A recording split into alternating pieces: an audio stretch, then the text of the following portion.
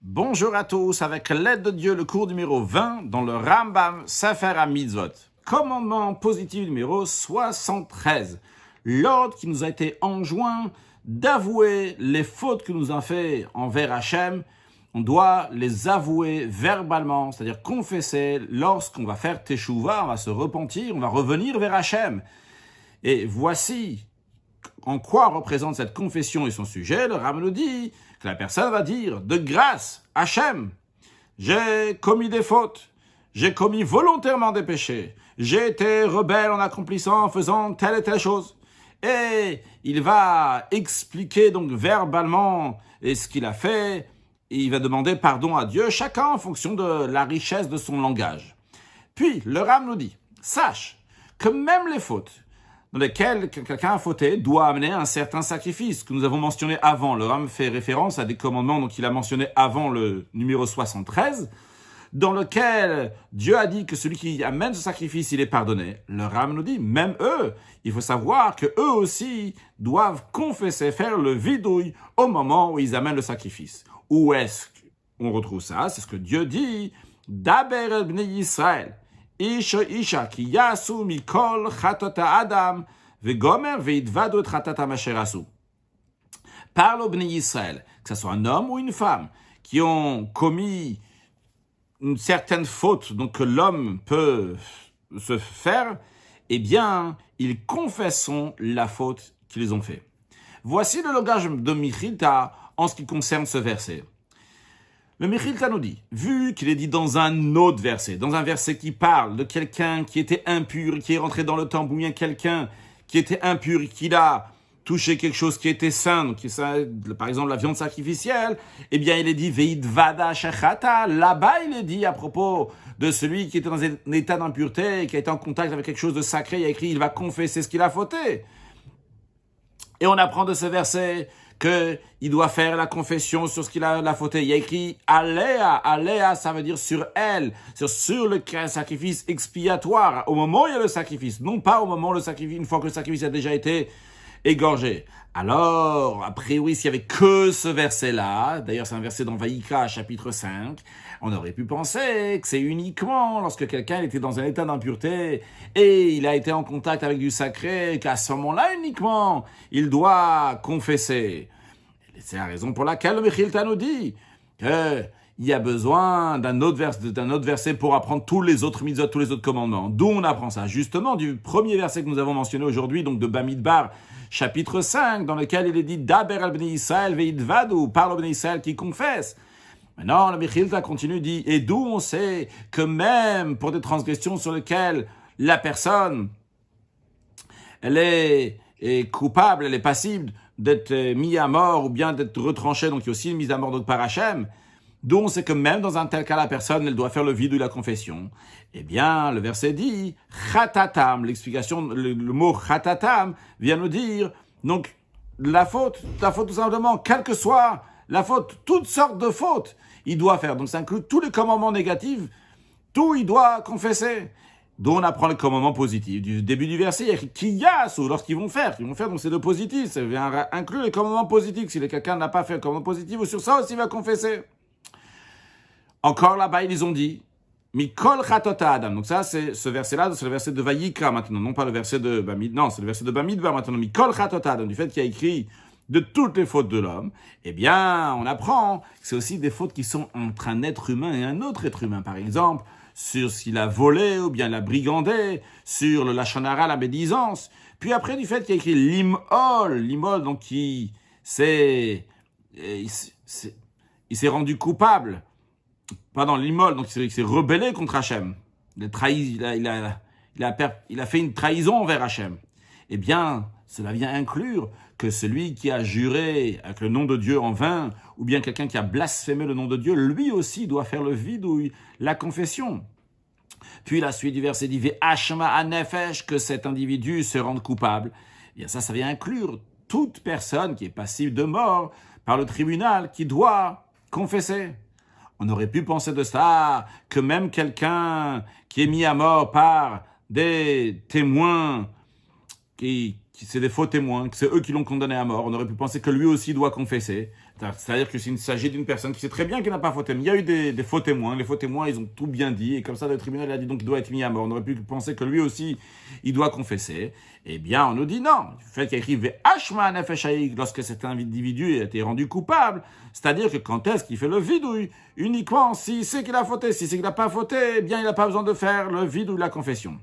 Le Rambam nous conclut de tout ça. Donc, tu vois que toutes sortes de catégories de fautes, qui soient graves ou légers, simples, bénins, donc même sur des commandements positifs, il faut faire le vidouille de la confession. Maintenant, vu que cet ordre-là, veïd vadou de confesser, il a été dit en même temps que le sacrifice, on aurait pu penser que le vidouille de la confession, c'est pas une mitzvah en soi-même, c'est pas un commandement en soi-même, c'est une mitzvah qui va avec le sacrifice. Tu amènes un sacrifice, tu vas aussi confesser. Si tu n'amènes pas de sacrifice, tu vas pas confesser. C'est la raison pour laquelle que le Mechilta a eu besoin de nous expliquer qu'on aurait pu penser que lorsqu'ils amènent le sacrifice uniquement à ce moment-là, ils font le vide de la confession. Le Mechilta nous dit donc c'est que même lorsqu'ils n'amènent pas le sacrifice, il faut la confession. Le verset dit Daber el bnei Israël v'idvadu par bnei Israël, et ils vont confesser. Donc ça veut dire que c'est une manière générale, pas seulement lorsqu'il y a un sacrifice. Mais non, on sait seulement que le sacrifice, ce vidouille-là, il est en Eretz Israël. Donc c'est quand même en diaspora, il faut aussi faire le vidouille si on a fauté. Le verset dit, Veidvadu et avonam vetavon avotam. Ils vont confesser leur faute et la faute de leurs ancêtres. Et là-bas, on parle des Juifs qui sont partis en exil. Et d'ailleurs, même Daniel, qui était aussi en dehors d'Eretz Israël, il a dit, Lecha adne atzdaka v'lanu boshet apanim. À toi, Dieu, appartient la tzedaka, la justice, la charité, et à nous la honte.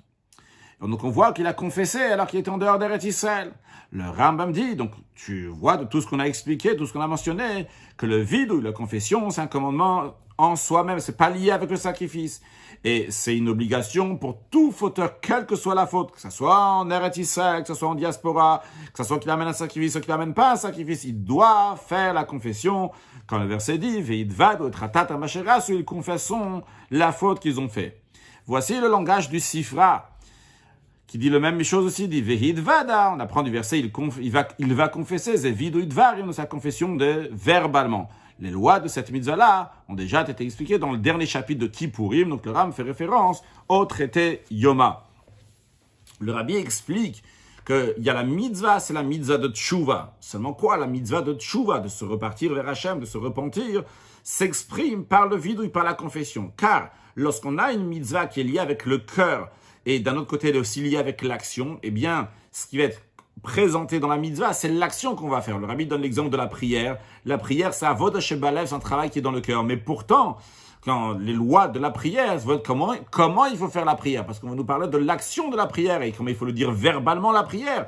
Donc ici aussi, le fond de cette mitzvah-là, c'est quoi? C'est tchouva, c'est la mitzvah de tchouva. C'est vraiment quoi? La mitzvah de tchouva s'exprime par le vidouille, par la confession. Donc Chassidut s'est expliqué longuement, et surtout dans le Mamarim du Rabbi, l'importance de la Teshuvah. Qu'est-ce que représente la Teshuvah et comment la Teshuvah, dans n'importe quelle situation qu'un juif se trouve, eh bien, un instant, il peut sortir de la situation actuelle pour aller à une situation qui est beaucoup plus haute. Et même un tzaddik qui a déjà un niveau qui est très très haut, eh bien, lui aussi, il doit faire la Teshuvah. Comment ça se fait? Vrai qu'il n'a pas fait de Avera, de transgression, mais quand même, vu que la Teshuvah, c'est repartir vers Dieu. Teshuvah, c'est pas juste quand on traduit repentir, mais Teshuvah, c'est lâchou, repartir vers Hachem, dévoiler le bien qui est dans nous, dévoiler comment on peut s'attacher avec Hachem. Commandement positif numéro 10. L'ordre qui nous a été enjoint de réciter le Shema chaque jour, soir et matin. Comme Dieu dit, Vedi Bartabam, tu en parleras, ce qui fait référence à la lecture du Shema, Beshivtecha beveitecha, quand tu seras assis dans ta maison. Les lois de ce commandement ont déjà été expliquées dans le traité Brachot. Là-bas, ça a été expliqué que réciter le Shema, c'est un ordre de la Torah, un ordre biblique. Voici le langage du Tosefta. De même que la Torah a donné un moment fixe pour lire le Shema, de même, les sages ont donné un moment pour la prière. Le Rambam explique, cela veut dire que les moments de la prière, les heures de prière, ne sont pas d'ordre biblique de la Torah. La tfila, la prière en elle-même, c'est la Torah.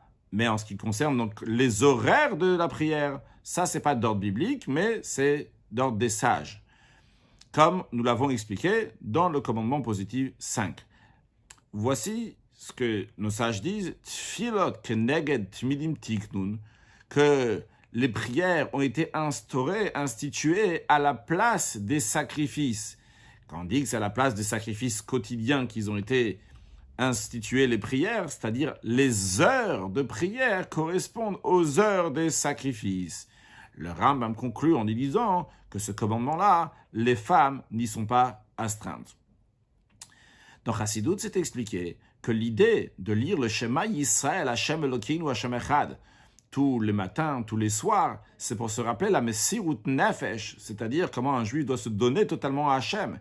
Et quand on dit se donner à Dieu, c'est pas seulement dans des moments où il faut donner sa vie, que Dieu en préserve pour Hachem, mais comme dans notre génération par exemple, dans laquelle il n'y a pas besoin, grâce à Dieu, de donner notre vie physiquement à Hachem, mais spirituellement, donner notre volonté, donner nos efforts, c'est-à-dire faire des efforts de regarder uniquement ce qu'on doit regarder, d'écouter uniquement ce qu'on doit écouter, de dire uniquement des choses qu'on doit dire, ça c'est se donner totalement à Hachem.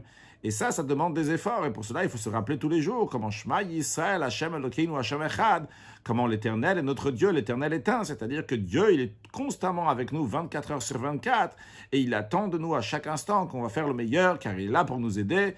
Et tous ensemble, avec une bonne santé, accueillir Mashiach now. Excellente journée.